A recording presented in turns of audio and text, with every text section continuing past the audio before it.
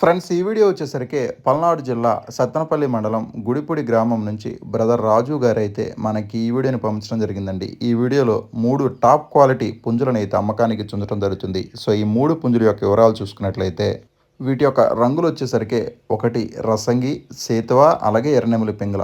టోటల్గా 3 పుంజులండి. 3 కూడా Bhimavaram 2 top quality మెట్టవాటాలకి సంబంధించినటువంటి కోడి పుంజులుగా బ్రదర్ అయితే చెప్పడం జరిగింది.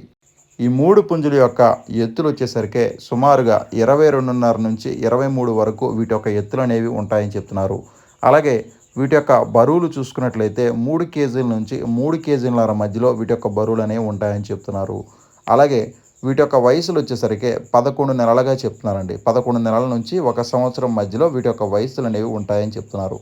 11 నెలల నుంచి 1 సంవత్సరం మధ్యలో వీటి యొక్క వయసులు అనేవి ఉంటాయని బ్రదర్ అయితే మనతో చెప్పడం జరిగింది.